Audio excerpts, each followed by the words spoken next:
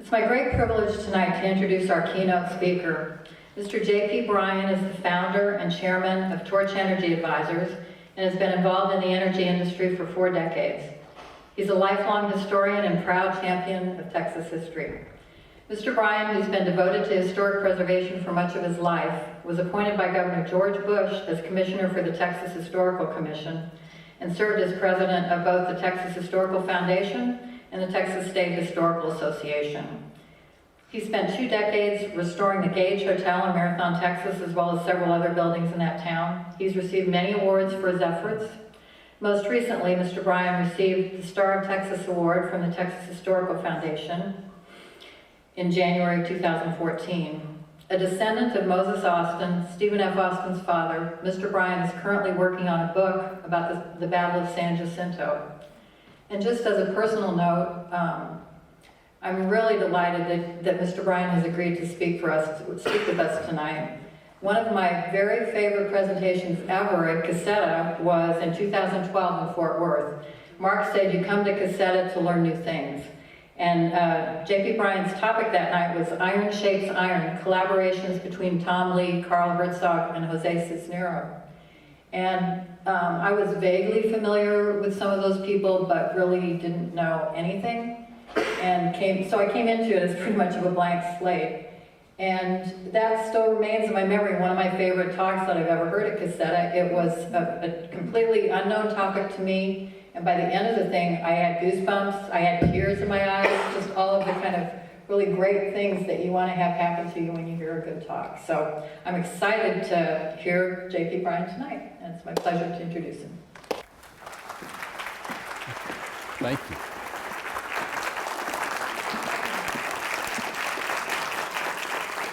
Thank you for that very kind introduction.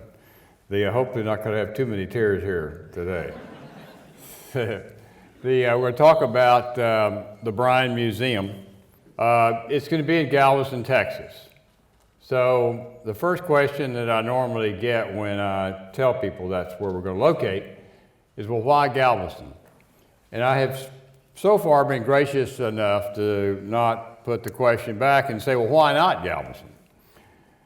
But I know the question is generated because people are concerned if you've collected something for most of your life, wouldn't you be worried about its loss in some storm in Galveston? And I think that is a legitimate concern.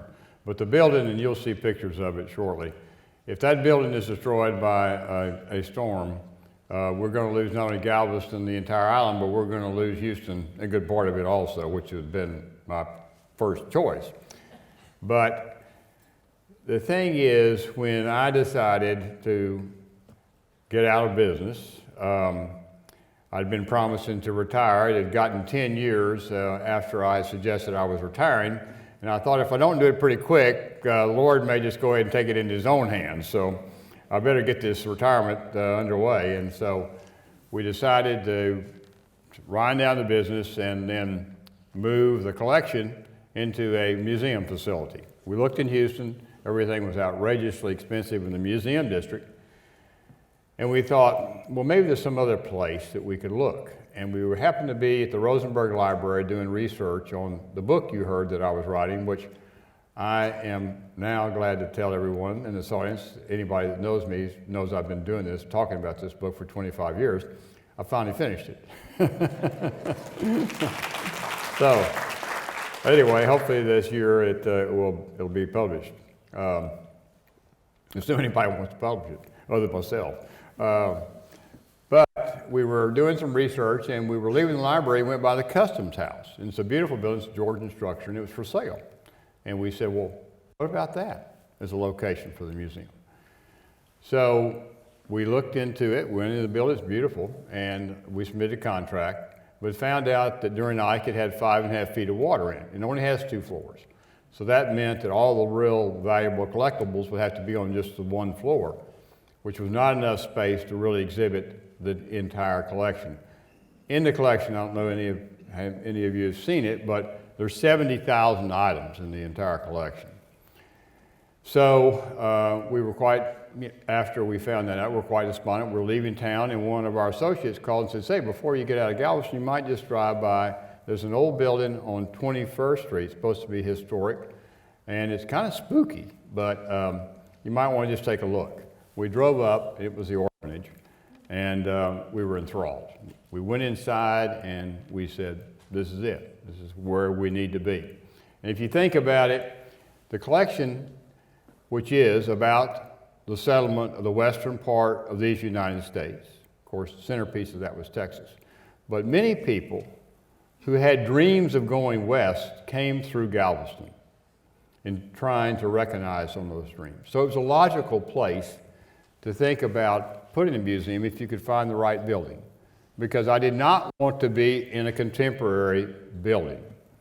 I do not like contemporary architecture. I do not understand why people worship at the throne of Donald Judd in Marfa, Texas, with all these sycophants from the east coast of the United States that now think they discovered the West. But anyway, minimalist architecture, to me, is the perfect description of it. It is minimalist in everything, most importantly in those things that you should value when you look at something that should have eye appeal. And so to have a historic building that does have eye appeal, and you'll see some of that in a moment, was a wonderful place to locate our collection. Not only that, a lot of history, early history in the settlement of the West began there. The first, we would call them, let's say, Anglo types, certainly the Spanish, Cabeza de Vaca, they were all washed ashore on Galveston Island. And the first book ever written about Texas was written by Cabeza de Vaca, of his experiences in treating the Indians, being with them, very critical of the Spanish government in their treatment of the Indians, and went back and wrote his famous book in 1544 on his experiences in Texas. So all that began to fall into place, and so it made perfect sense to be there. What's the museum really about? Well, it is about the settlement of the western part of these United States. And that includes the land from on the 98th parallel on the eastern part of the United States to the Pacific Ocean on the west. And within that region, you'll find some of the most beautiful mountains in the entire world in this incredible scene of just long and short grass prairies.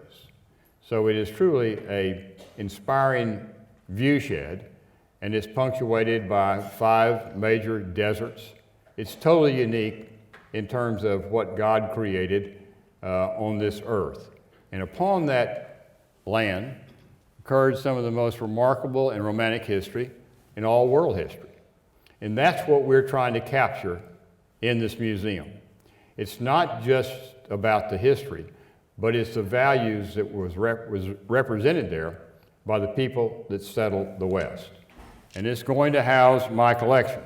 So let's first talk a little bit about what we were just discussing, which was the collector himself. This happens to be my parents. That's my mother and father. You can guess probably which one of those you think is the most narcissistic by looking at the poses. But anyway, from them, I've got to say that I got my first schooling in collecting and many of the values that I retain today as a collector. From my father, I learned, who really was a great collector, I learned the persistence that one has to have in order to assemble a great collection or a good collection, and also the importance of having knowledge of those things about which you are about to collect. For my mother, it was a little different. My mother loved things beautiful and proportionate. And I must say that if you were to challenge her as a collector, she would not admit to being a collector. She was definitely, however, a buyer and an accumulator from time to time of things, but she changed homes, changed couture clothes, and changed men too frequently in her life to say that she was actually a collector. Now, this was my uncle, Lewis J. Wilson, who was a collector also, and he lived in Angleton, Texas. They called him Judge Wilson, and he had an enormous collection of Texana books. He was a very notable historian, especially on local history, Missouri County and Matagorda and Galveston County, especially. And that collection, which was marvelous, unfortunately my aunt used to let my father come from time to time and, like Christmas or his birthday, and get a book out of the collection. About 1970, she left it to me, which was a great foundational collection to get, but unfortunately my father astutely had taken some of the very best things out of that collection. Now, there's my mom. As I was saying, I knew more about couture dresses, and I thought Vogue was required reading for young boys growing up, living under her tutelage. But truly, she probably had more influence on my selection of things, because I really love things that are proportional, that are beautiful, and have symmetry to them, and have story to tell in the item itself. Now that's me. Now that's at 10 years of age. Now you cannot tell from that picture that I'm about to become, in my lifetime, an addicted collector. There's no signs of addiction there, which just says you can't tell a collector by his looks. You have to watch his actual performance as he reads through the obituaries to see if anybody has just passed away that may have a substantial collection. This was my first item I ever collected. It's a pistol, Moore's patent, front-loading revolver. I still have it. It's in our collection, in the Bryan collection today. We have about 250 firearms in the collection currently. And well, no, we have a little more. I just bought a few yesterday. So, but I got that. I cut grass and headed shrimp, and that gun cost $10.25. There was a 4-barrel Derringer that I really wanted a bit more, but it was $1 more expensive. So I got that gun, but 1 year later, I got the Derringer.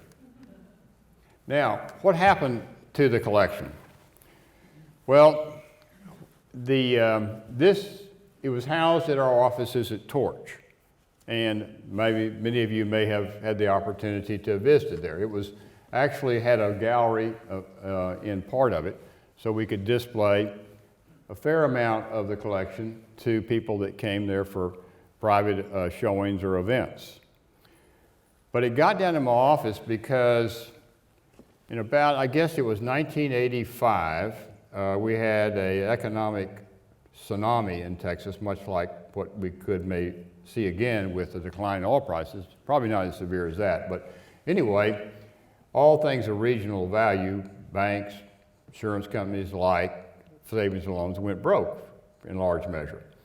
And the price of much in the region went down, and going down in price was regional art.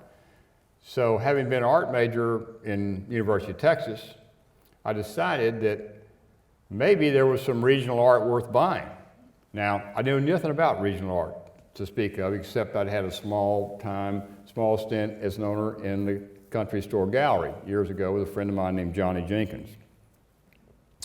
So I looked into the whole art world in Texas and found out, my goodness, there really are some incredibly good artists. As a matter of fact, if they were on either the East or the West Coast, they would be far more expensive and far less available.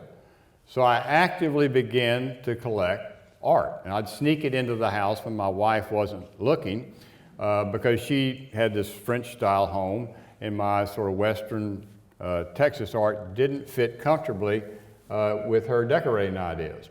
I filled the closets. I had it stacked around in the living room. I would acquire books. I had no more room in the house. So finally one day she said, "JP, something's got to go here. Either me or all this art and junk you have all over the house." Well, I realized I had a very difficult decision to make. So, fortunately, I came up with a suitable solution. I was able to keep both my wife and the collection. I moved it down to the office and used that to decorate our facilities, and it really gave Torch something distinctive. And it became sort of a calling card to people that were curious about Texas and about its history, so we used it as a way to advertise our business. And that is, of course, is what interested us to doing what we are currently doing, which is this. This is where the new museum is going to be. This is the old Galveston Orphanage. It's located on 21st Street, about 6 blocks north of the Galvez Hotel. It was designed by George B. Stowe. It's in a Renaissance revival style. And it was actually, we're saying this was built in 1902. But that's true about this building, but actually, the building on the left is the one that really first occupied that site. It was built by Alfred Muller in 1895, and you see what an ornate roof it has on it. In the 1900 storm, the roof collapsed. Now, none of the children in that orphanage were injured. St. Mary's Orphanage, there's a famous story that people confuse this orphanage with St. Mary's, where the nuns tied all the children together, and unfortunately they all drowned, nuns and children. But our orphanage lost none of its children, but it did lose a substantial part of its roof. Now here's an interesting event that occurred as a result of that.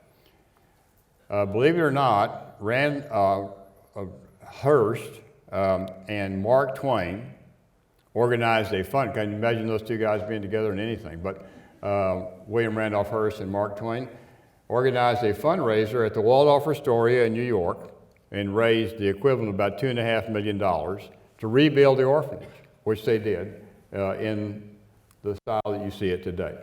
And we also have gone into the grounds and completely redone all the surrounding grounds because we want to attract a lot of bird life, butterflies, martins, and the like, hummingbirds, around the grounds itself to make the outdoors interesting as a venue also and complementing the inside of the museum. Now this is a design.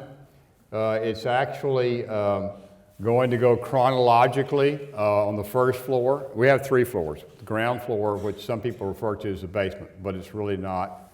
By the way, the walls on this are 26-inch thick brick. The ceiling is 30-foot long cypress, 2 3/4 inch thick rafters all through the roof, and so it is built to withstand the strongest storms the Gulf can throw at it. But the so-called first floor will be where we'll be presenting history chronologically. The ground floor will be the children's entry point. We have a very innovative area, very creative for the children to come in there and sort of express their energy and calm down, and we'll teach them a little history. And one of the missions of the museum is truly to be an educational outreach, especially to school-age children. Because if over the years, when we have had school kids come to our collection at Torch, I would always ask them this question: what do you think of history? Every time the answer would be boring. So we're going to teach them that history is not boring, that history is in fact high adventure. They have just had either a very poor history teacher or they have used a very politically correct book, but we're going to teach them history like it really occurred. So this is just that's the ground floor. It's going to history of the Galveston Orphans, the Home and Education Center for kid-friendly displays. And then the main level is going to be the chronological history, beginning with the early Americans and then going up to the Mexican-American War. That is when we think the curtain came down on the settlement of the West in 1920. And then the top floor will have exhibits which we're calling the Rest of the West, which will be all the things like guns, saddles, bridles, in just categories of collection, because we have enormous collections of all those particular items.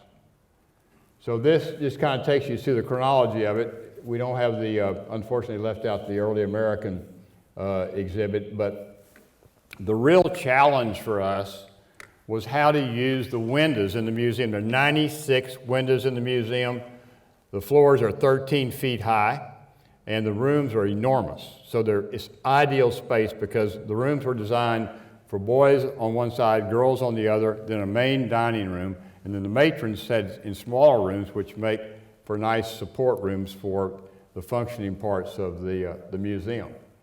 So this would be the beginning in the Spanish exploration. And what we've done in each of the windows, we designed cases that go over but actually let the light in the windows come into the room. So it gets diffused, but certainly it still has a very important impact on the building itself. And these are just a few of things that are going to be in this first room. That is a boat that you see. It's a 7-foot tall, 8 foot long, a master model of a 16th century Spanish galleon that actually sat in the Atlantic Ocean for 8 years to weather. Below it is Seymour Thomas's picture of the Alamo, which he did at 17 years of age, and then a Conquistador by Jose Cisneros. We bought Cisneros' entire collection, and we actually have a helmet in that same case. It's almost exactly like the one that his figure is wearing. And this is continuing that. This is Spanish. We're going into Spanish colonization. That'll be one of the next cases that you'll see, and this is a Spanish colonial saddle belonging to a guy named Josuza, who got the last royal permit to ride a horse in the New World. There's the permit up on the right, and that's the pommel top. You can see all the silver, ornate silver. Then we'll go into the Austin colony and the Anglo settlement of Texas. We have a large collection of Stephen F. Austin items. That supposedly is a picture, painting done of Stephen F. Austin. It was on Greg Cantrell's book. It was a cover for that book. Probably done, if it really is Austin, when he was a judge in the Missouri Territory, which in fact he was. And we have a large collection of original documents from him. And this is in the Revolution. Some of the things that will be featured in that case were Robertson's sword that was used to capture Santa Ana after the Battle of San Jacinto. All the Texian loan documents, all 9 of the issued loans to the various supporters of that financing, and then all the manuscript documents associated. It's the complete set, the only complete set of all the Texian loan documents there is. And we have Santa Ana's original order book that he took with him throughout the San Jacinto campaign from the time he left Mexico until he got to the Brazos River shortly before the engagement at San Jacinto. And that's Santa Ana's order back to Filasola on the Brazos River, telling him to surrender and leave Texas. We have about 12,000 documents in the collection. Most of them haven't been researched, and we're going to have a very substantial library. It's actually already in place. It's finished, and where people can come and do research and access the materials that we have. This is the only medal ever given by the South in the War of Northern Aggression, given to Jack White at Sabine Pass. 50 men of Davis Guard. There's Dick Dowling, who was their captain or commander. That's a very rare tintype of him. And he and 49 of his men received those Spanish real silver dollars. And White's actually had his name on it. He was the commander of the artillery. And then we move into the American West. That's an interesting painting by Bugbee. Some Canyon City spurs. We have an enormous Canyon City spur collection. We have the original spurs given to Al Capone when he was in Alcatraz. Spurs never got to him, by the way, but they finally got back to us. That's a Colt, just revolver. You can see it's Colt spelled with the bullets there. That's E.E. Townsend. We have the entire Townsend collection, about 4,000 items in it. Townsend was the founder of the Big Bend National Park, a very interesting individual himself. His wife was the first female Texas Ranger, and we have in the collection her gun, badge, and so forth, and she'll be in our cowgirl case, which we have a lot of things related to the cowgirls. And then we move into the rest of the West. There's Remington there and here again. And then we have an enormous Galveston collection itself. And those are a few of the items from the collection. A trunk on the far right that was actually a steamer truck. It would be filled in Galveston with things. They would be sent back to Germany, and they would fill it up and send it back to Galveston. And then there's an early map of Galveston colored, very, very nicely done. That's a wonderful stock felt. And then that's the land grant on the far left to Stephen F. Austin for the island of Galveston itself. And that's my favorite painting and my favorite artist, Frank Ray. And we have a fabulous Frank Ray collection, and much of that will be on display. In addition, we have an enormous collection of his documents, diaries, and sketchbooks, and other things that he had with him. We also have his desk, which actually is a grand piano that he converted into his working desk. And these are just some of our favorite, I guess I would say, paintings. Jose Arpa on the left. Somebody said, looked like you after a day at work, JP. That's El Toro Quito by Tom Lee. I really admire Lee. To me, he's a fabulous artist and an incredible, gifted man. He not only was a great artist, he was a great illustrator, he's a great poetess. He also was a very capable writer. As you know, he wrote the history of the King Ranch, and he was even a poet. So he had a wide range of talents, and I think in time his art will be better appreciated than it is. It's sort of sad that he spent his career, in one way sad, he spent his career in El Paso, because it's not the arts capital of the world for sure. But his range of work and his ability is truly amazing. And you know, his work as a war correspondent is just heroic. I mean, he went on Peleliu, landed on Peleliu, which were the place in World War II where the Marines took their highest, officers took their highest casualties. Well, he was armed only with a pencil, and so he was sketching that horrible, bloody event.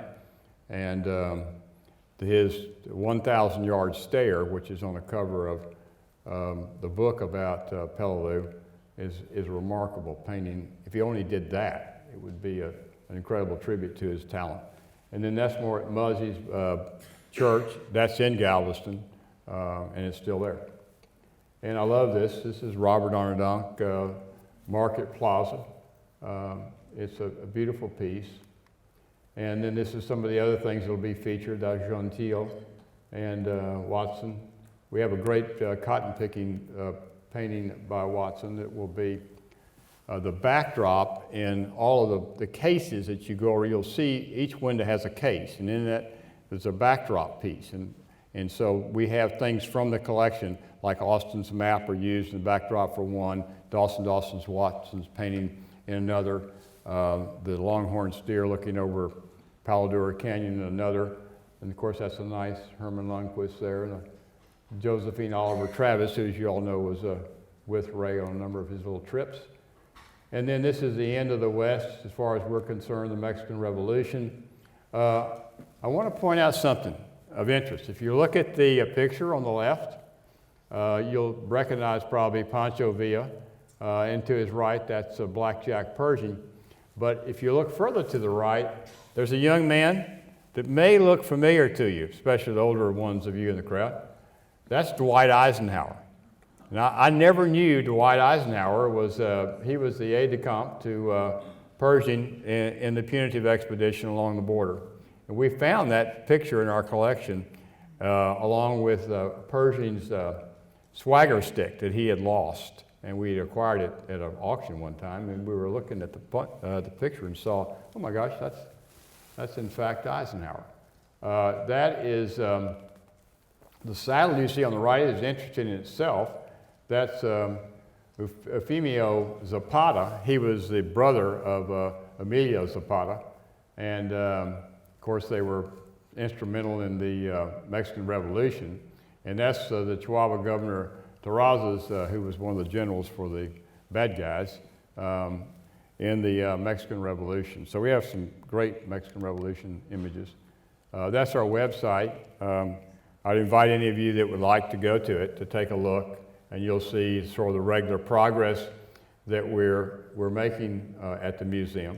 We expect to open about June the 15th, and I think based upon the early commentary that we're getting, that it's going to be an experience, an educational experience, that you're not going to get at many other museum venues. Not that there are not many wonderful museums, I don't mean to say that, but I think we've set this thing up to really give people a sense of what the West was all about. To see it like it will never be seen again.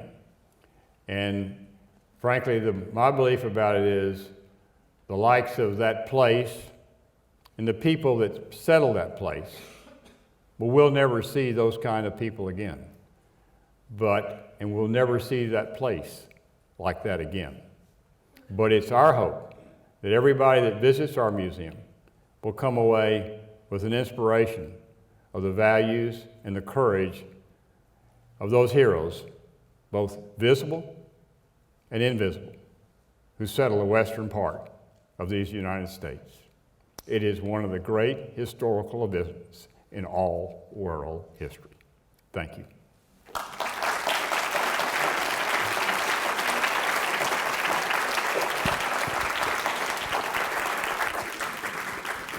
So I don't know if you want to do this or not, but if anybody has any questions, I'm happy to answer them. I've got a question. Yes, sir. You mentioned that obviously you're still collecting, and you just bought some more guns today. Yes. So what else are you? I mean, are you still truly actively collecting, and what do you look for?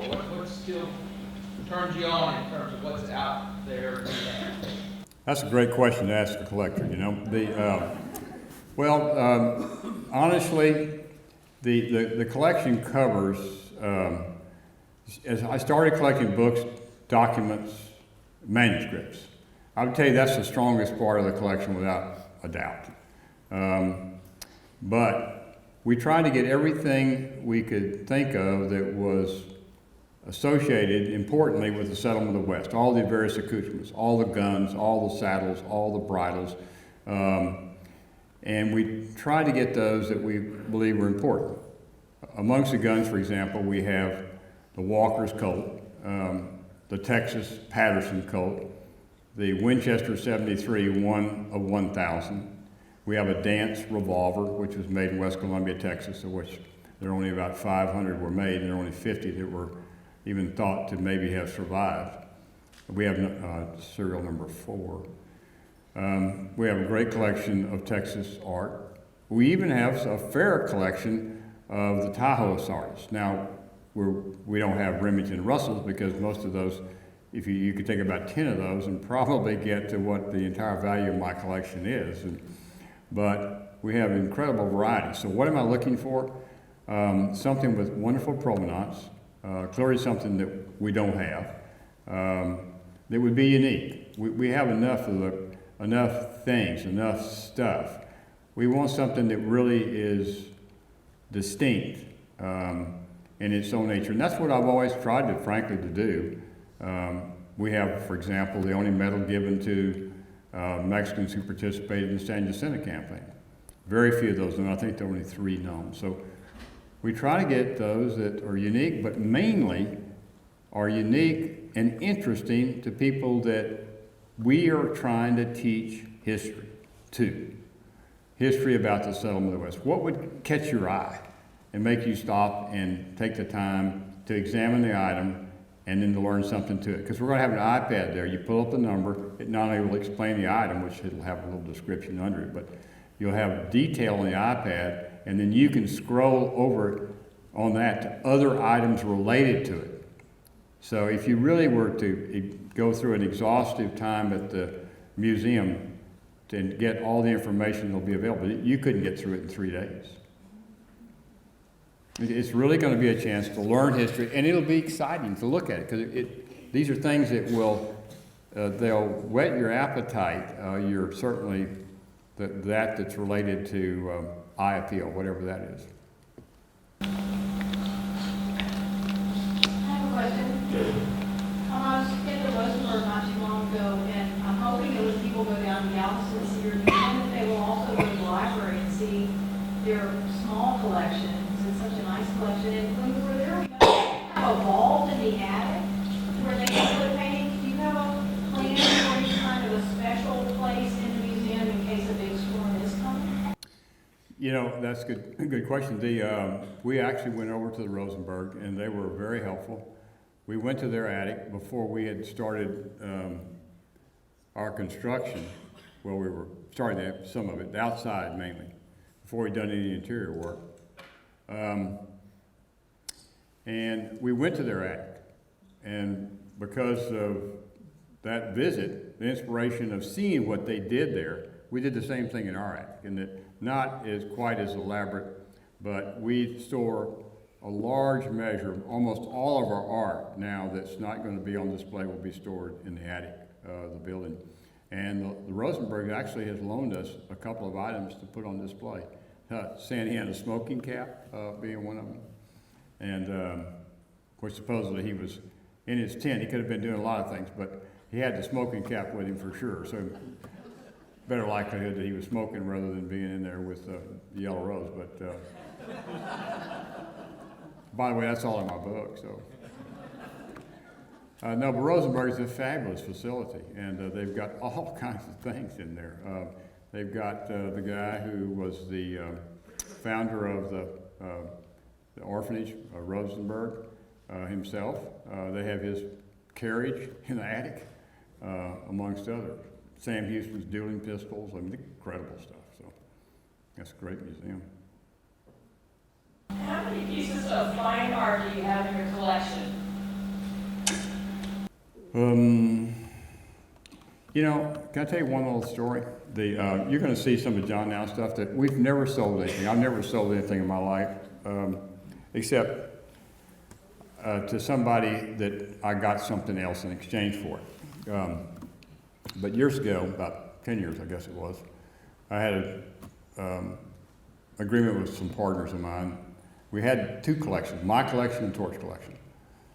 I own the Torch collection in part, but not in whole. So my partners wanted to sell it, and I didn't really want to particularly. I should have just bought it, but I didn't, and because I was distracted by some other business things that were going on at the time. But John Now has a fabulous collection. I'm sure you're all going to see it, I think, this weekend maybe, but I can't go look at his collection because he bought the Torch collection. And every time I walk in there, I see about 5 paintings that I would give anything to get back. So it is the most painful experience of my collective life. But anyway, I've even forgotten the question now. I was so distracted by that. How many pieces? Oh yeah, how many pieces? Well, probably 3 or 4. I'll know better because we're moving them all into the attic right now. But I would say something around 2,000 to something like that. Now they're not all oils and watercolors. There's some that are prints that are limited edition prints. For example, we have the prints, Andy Warhol's prints. He did the Western theme. We have those. Those are quite remarkable in themselves. But I'd say about 2,000 to 3,000 items and paintings and sketches and so forth. So it's a large portion of the collection of manuscripts, would you say? Well, there's, so 12,000 manuscripts in the collection and documents. And then there's probably there's probably 12,000, easily 12,000, 15,000 books in the collection, mostly, about Texas and the West. And a lot of them have maps associated with them. My dad had a great map collection, the greatest map collection anybody, and that was the reason I started collecting, as a matter of fact. My dad called me in 1966. Somebody always asks me, when did you start collecting? I said, 1966. How do you know that? Well, my dad called me and said, son, I've got some news for you. He said, your mom and I are getting a divorce. And he said, I just sold the collection to the University of Texas. Well, I was devastated by the news of the sale of the collection. So I realized if I was ever going to have a collection, I better get out and get one. So then I began to do that. And Johnny Jenkins, my best friend, I said, Johnny, what should I do? I want to put together, I like books and so forth. And he said, well, look, JP, you got to specialize. Pick some subject, cowboys, Indians, period of the Republic, something like that. And I thought, well, I'll get travel books. That sounds pretty good with maps in them because I'll never get as good a map collection as my dad. But I totally ignored Johnny's advice. I went and tried to get everything because I'm impetuous as an addicted collector. And I just see something I like and it's attractive to me and I try to go buy it. So thank you all very much.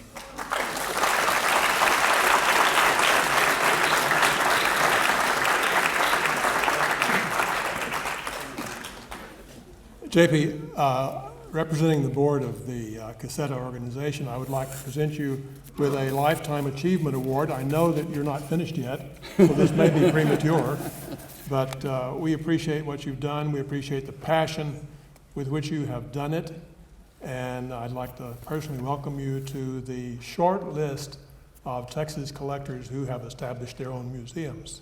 And there's some pretty notable ones out there too. Welcome. Well, thank you. Thank you, Ron. I want to tell you that I'm a great admirer of Ron Tyler. He designs books the only way they should be designed and that is beautifully. And he changed the whole outlook for the Texas State Historical Association, the way we publish books and the look of the books we published. And so he is really a Renaissance man himself. And thank you very much for this award that I appreciate. I love your organization. And I'll be out there to visit with some of those dealers. I've got some ideas of some you think I might go look at. Thank you again.